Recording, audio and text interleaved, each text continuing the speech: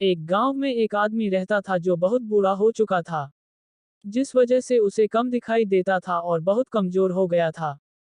इसलिए अपनी बची कुची जिंदगी अपने बेटे के साथ बिता सके इसलिए शहर में रह रहे उसके बेटे के घर रहने चला गया। बेटा एक शहर के छोटे मकान में रहता था। मकान तो उसका छोटा था लेकिन उसके अंदर जो चीजें थी वह महंगी थी। तो उस मकान में बेटा, उसकी पत्नी और उनका एक 5 साल का बच्चा साथ मिलकर रहता था। बूढ़े पिता के आने से उनके परिवार का एक सदस्य और बढ़ गया। यह पूरा परिवार रोज सुबह शाम डाइनिंग टेबल पर साथ में खाना खाया करता। बूढ़ा पिता अपनी कमजोरी के चलते हमेशा खाने की चीजें नीचे गिराता रहता और कई बार कांच के बर्तन भी टूट जाया करते थे। कुछ दिनों तक तो बहू और बेटे ने यह सब सहन किया लेकिन बाद में वे दोनों बूढ़े की ऐसी हरकतों से चिढ़ने लगे। एक दिन बेटे ने कहा कि ऐसा कब तक चलेगा, हमें कुछ करना पड़ेगा।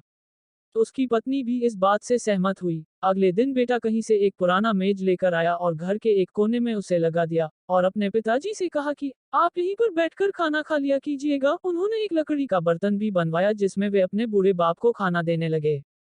अपने कांच के कीमती बर्तन बचाने के लिए अपने पूरे बाप को लकड़ी का बर्तन देने में उन्हें जरा भी शर्म नहीं आई। अब खाने का समय जब जब होता तो बूढ़ा बाप एक कोने में बैठकर खाता और बाकी का परिवार डाइनिंग टेबल पर खाना खाया करता। डाइनिंग टेबल पर बैठे बैठे दोनों पति पत्नी कभी कभी अपने बूढ़े बाप की तरफ देख लिया करते। बूढ़े बाप की आंखों में उन्हें आंसू भी नजर आते, मगर उन पर जैसे कोई असर ही नहीं होता।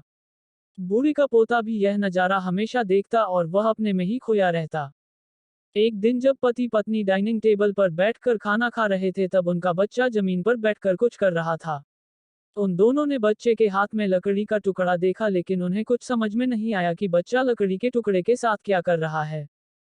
जब बच्चे के पिता ने उसे पूछा कि बेटा आओ खाना खा लो, तुम नीचे बैठकर क्या कर रहे हो, तब बच्चे ने भोलेपन से कहा, अरे मम्मी पापा, मैं आप दोनों के लिए लकड़ी का बर्तन बना रहा हूं ताकि आप लोगों को जब आप बुरे हो जाओ तो दिन में खाना दे सकूं।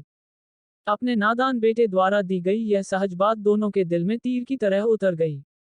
दोनों एक दूसरे का चेहरा निहारने लगे। बिना कुछ कहे ही दोनों की आंखों में पानी आ गया और उन्हें अपने भविष्य की किताब अपने आंखों के सामने खुलती हुई नजर आई।